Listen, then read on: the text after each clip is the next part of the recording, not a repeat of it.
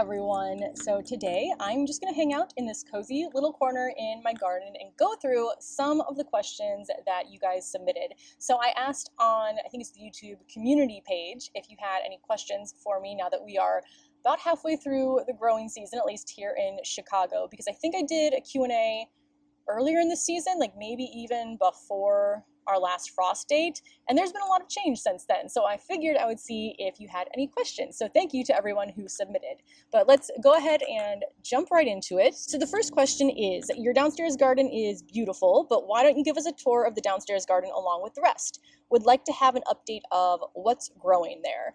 So we do have some things growing downstairs, but I don't really consider it part of my garden, which I know is weird and that I probably should. But basically downstairs there is a little space right at the front, very bad at estimating sizes. Maybe it's like 8 feet wide by 4 feet deep. There's a rectangle there that is planted with boxwoods and a hydrangea.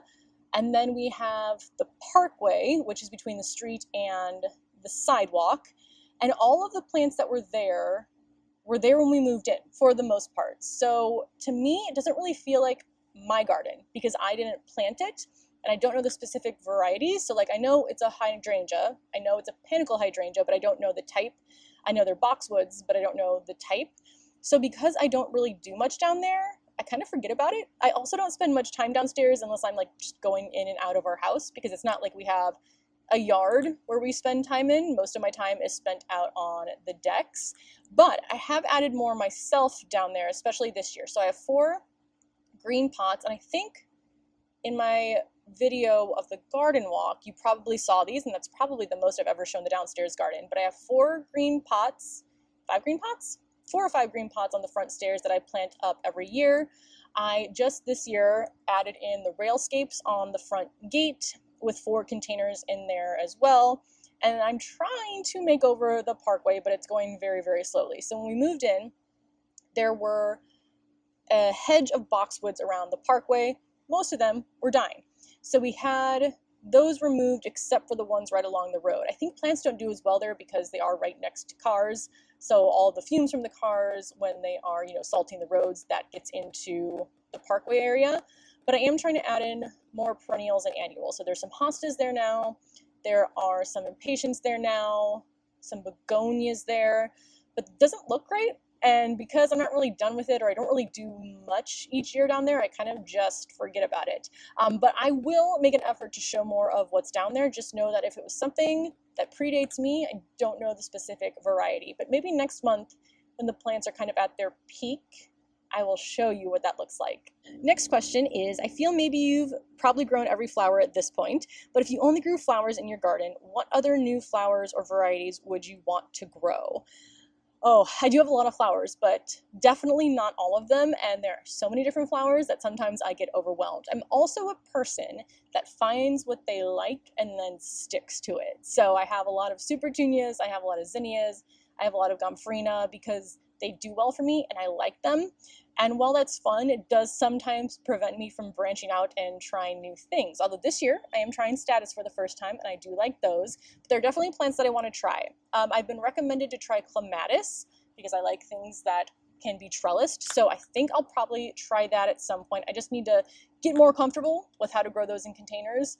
I also want to try snapdragons because those I just think are really beautiful. And I think actually, I was looking at Johnny's seed the other day because I like to order my seeds in August for next year, because by that point I kind of know what's worked and what hasn't, and I like to get my seed order in before things start to sell out. So let me pull it up and I can tell what I've added to my cart so far. So, I do have a snapdragon. I have the Costa Summer Lavender Snapdragon. It looks like I also have some Lysianthus, which I've never tried before, and those flowers look beautiful. I have a stock mix in there, and that looks like everything that I've added so far other than the repeats that I'm going to grow again for next year. So there are definitely flowers that I like. In my garden, I like things that bloom throughout the majority of the season and that I can cut and come again so that I can harvest them, take them inside, and then have more grow. So any flowers that like that, let me know down below and I will try some of those out next year. Next question is, when did you start your YouTube channel and what or who was your inspiration? So I think the first video I posted was 2021. Maybe it was a garden tour. I was definitely very nervous about being on camera then. I don't like to go back and watch 2021 videos very often because I can tell how awkward I feel. I mean, maybe you're watching now and still thinking that I look awkward, but I swear it was worse in 2021. It also just didn't feel as natural as like sitting down and having a conversation. It's much easier to do that now. So it's become a lot easier over the last 2 years to make these YouTube videos, and it's been very enjoyable.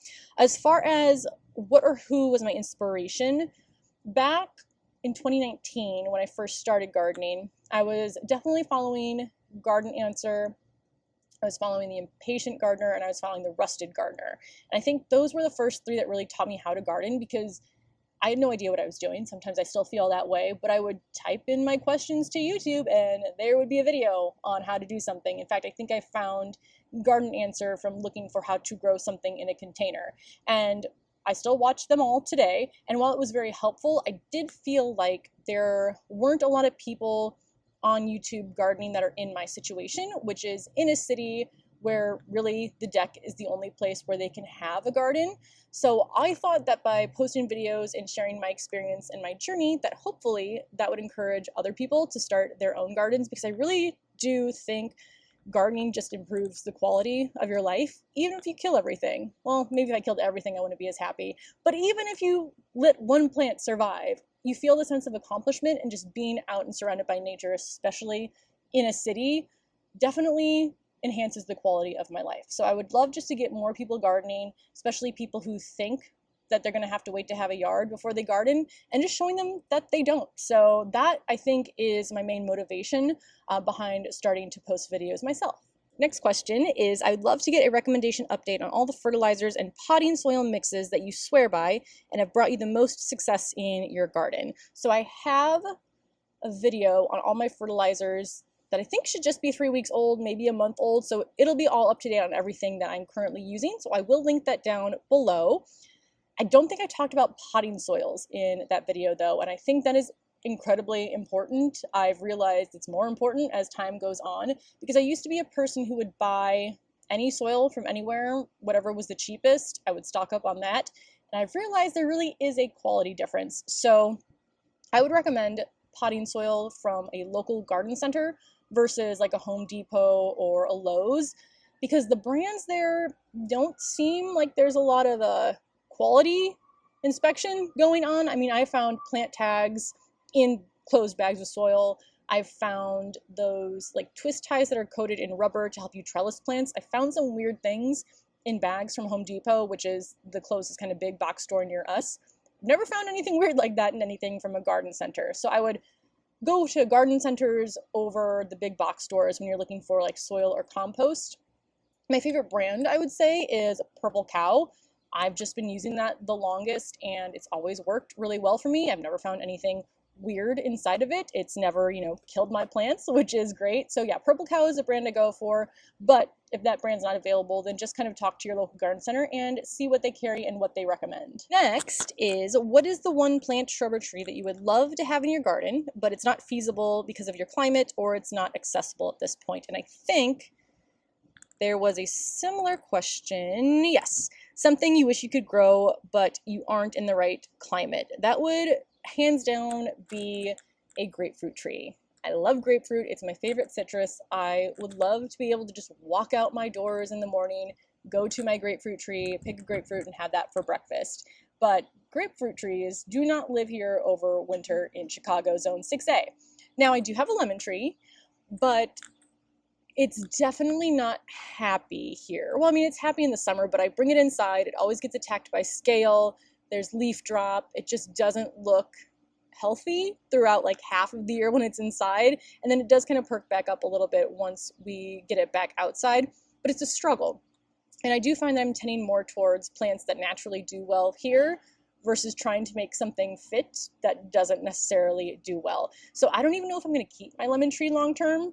I might give it to somebody who would be a lot happier taking care of it, but it's just not bringing me that much joy. I also only get like one lemon a year, but it's still a relatively small tree. So yeah, I would definitely go for a grapefruit tree if I was in the right climate.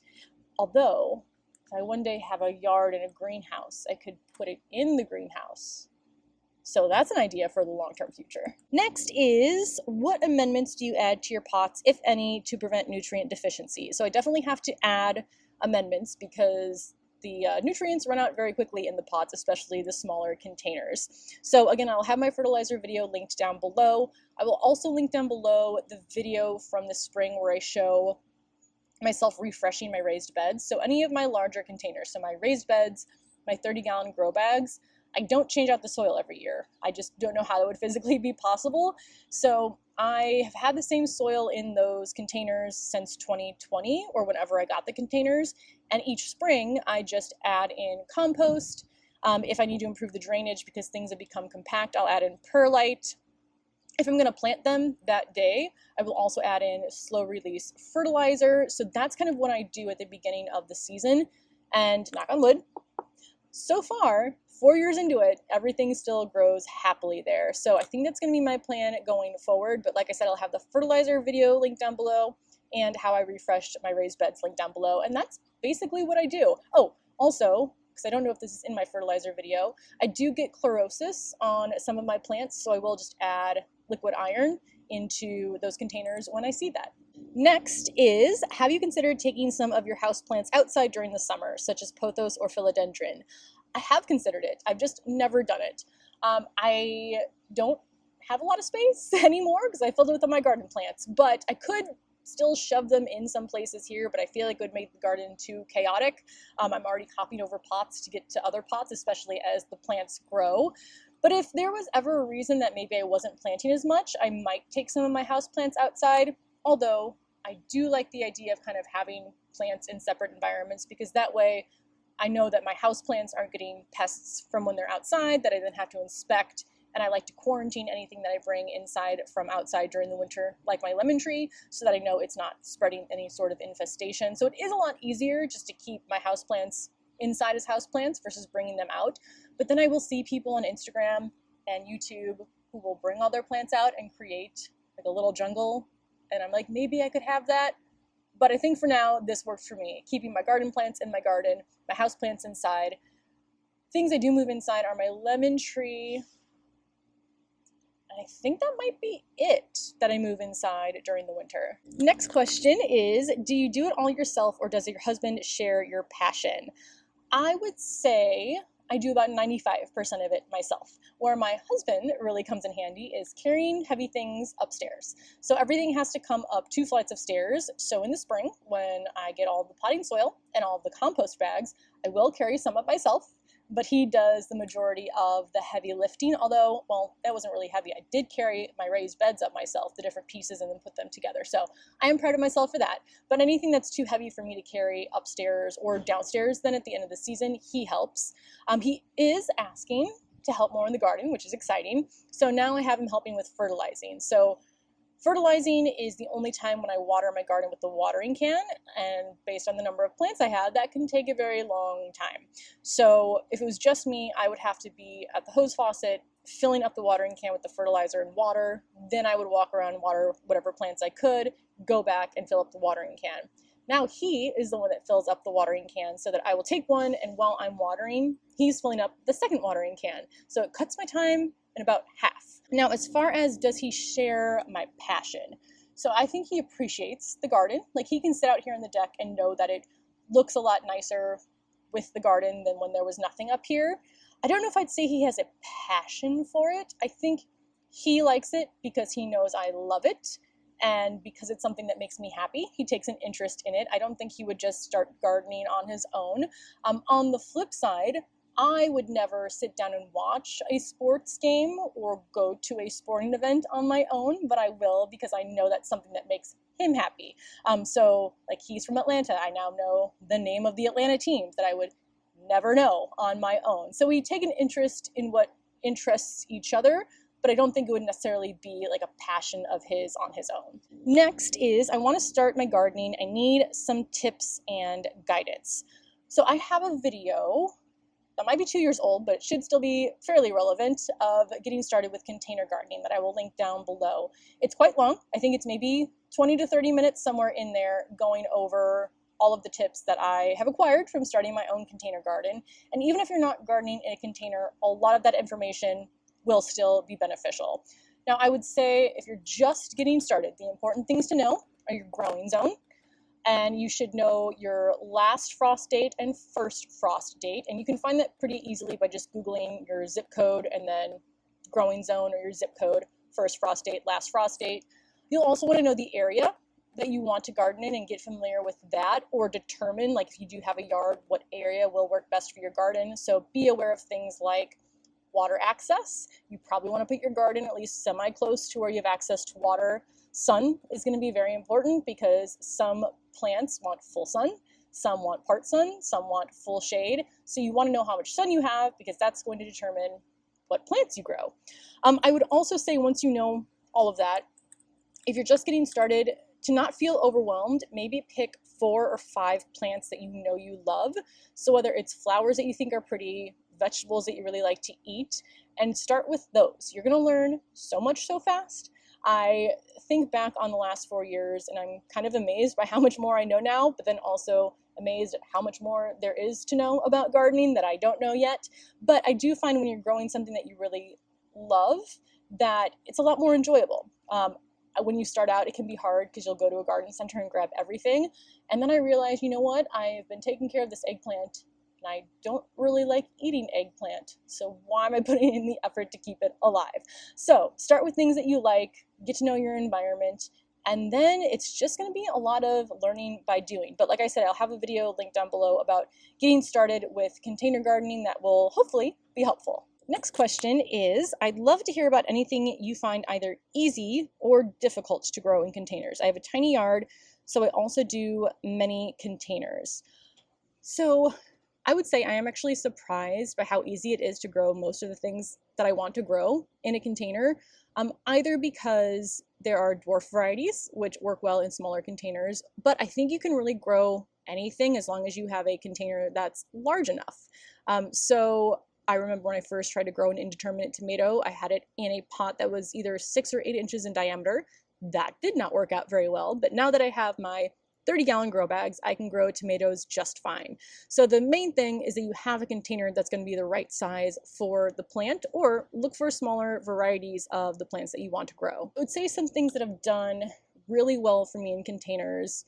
I mean, zinnias have done great. My dahlias have done great in the grow bags specifically.